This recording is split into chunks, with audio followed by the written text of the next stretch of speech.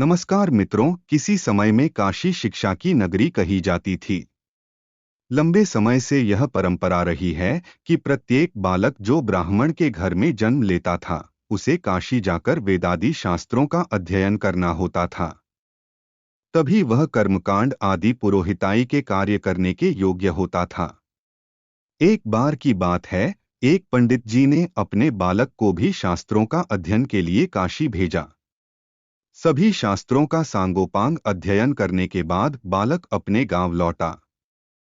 अपने विद्वान बालक के आने की खुशी में पंडित जी ने एक भव्य उत्सव का आयोजन करवाया, जिसमें ज्ञान चर्चा का विषय भी रखा गया।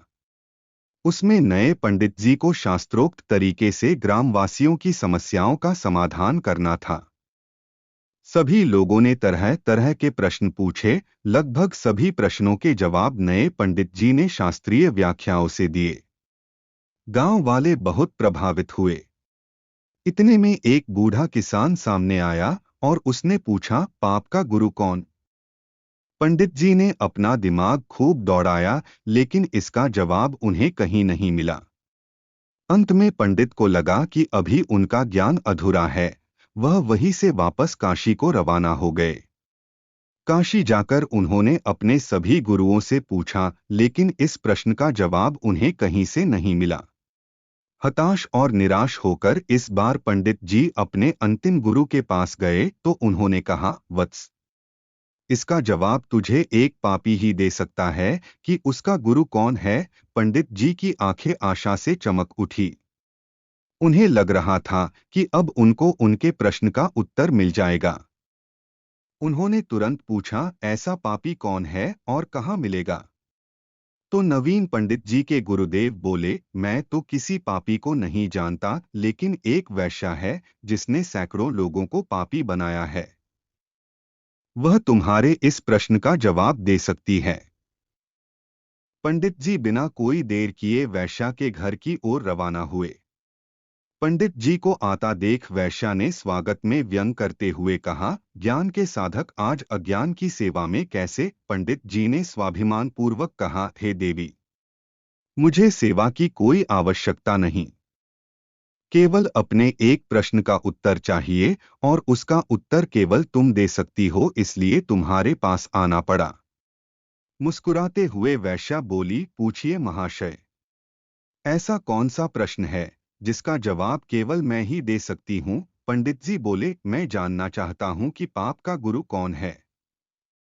वैश्या ठहाका लगाकर हंसी और फिर गंभीर होकर बोली, महाशय, इसके लिए आपको कुछ दिन यहाँ रहना पड़ेगा। अब पंडित जी इस प्रश्न के उत्तर में पहले ही काफी भटक चुके थे, इसलिए उन्होंने वैश्या की बात मानकर वहां रहना स्वीकार कर लिया। लेकिन पंडित जी बोले, हे देवी, मैं यहाँ रह तो लूंगा, लेकिन खाना पानी अपने खुद के हाथ का बनाया ही लूंगा। वैश्या बोली, जी जरूर। इस तरह 4 दिन बीत गए। प्रतिदिन पंडित जी खाना बनाते और अपनी पेट पूजा करते थे। आखिर परेशान होकर पंडित जी ने वैश्या से पूछ ही लिया, हे देवी, मुझे मेरे प्रश्न का जवाब कब मिलेगा? वैश्या बोली, थोड़ा सब्र रखिए महोदय, बस एक दिन की और बात है। उसी दिन पंडित जी का खाने पीने का सामान भी खत्म हो गया। वैश्या का ठिकाना गांव से काफी दूर था। उस पे भी भयंकर गर्मी और चिलचिलाती धूप देखकर पंडित जी ने सोचा, शाम को बाजार जाकर सामान लाऊंगा। सुबह से भूखे पंडित जी अपनी पोथियों के पन्ने पलट रहे थे। तभी अचानक वैश्या का आगमन हुआ। वैश्या बोली, पंडित जी आप अकेले खाना बनाते हैं, कितने परेशान हो जाते हैं। एक काम कीजिए, कल से नहा धोकर आपके लिए खाना मैं ही बना दिया करूंगी। इससे मुझे भी आपकी सेवा का कुछ पुण्य मिल जाएगा और भोजन के साथ दक्षिणा में मैं आपको एक सोने की मुहर दूंगी।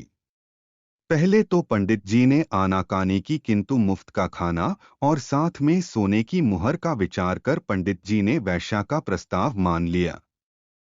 उसी दिन शाम को वैश्या ने तरह तरह के पकवान बनाए और पंडित जी की सेवा में उपस्थित हुई।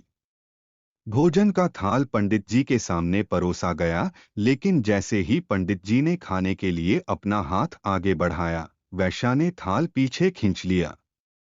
वैश्या के इस व्यवहार से पंडित जी क्रोधित हो गए और तिलमिलाकर बोले, ये क्या मजाक है। वैश्या ने विनम्रता पूर्वक कहा, श्रीमान, यही आपके प्रश्न का उत्तर है। पंडित जी ने कहा, मैं कुछ समझा नहीं। वैश्या ने समझाते हुए कहा, महाशय, क्या केवल स्नान कर लेने मात्र से कोई पवित्र हो जाता है? क्या मेरी अपवित्रता केवल इतनी ही है जो केवल स्नान करके मिटाई जा सकती है? नहीं, लेकिन मुफ्त के भोजन और स्वर्ण मुद्राओं के लोभ में आप अपने वर्षों के नियम को क्षण भर में नष्ट करने के लिए तैयार हो गए। यह लोभ ही पाप का गुरु है, श्रीमान। पंडित जी को अपना जवाब मिल चुका था। तो मित्रों, आप लोगों को यह कहानी कैसा लगा हमें कमेंट बॉक्स में जरूर बताएं, और ऐसी ही पौराणिक एवं मोटिवेशनल कहानियों के लिए आप हमारे इस चैनल को सब्सक्राइब जरूर करें। वीडियो देखने के लिए धन्यवाद।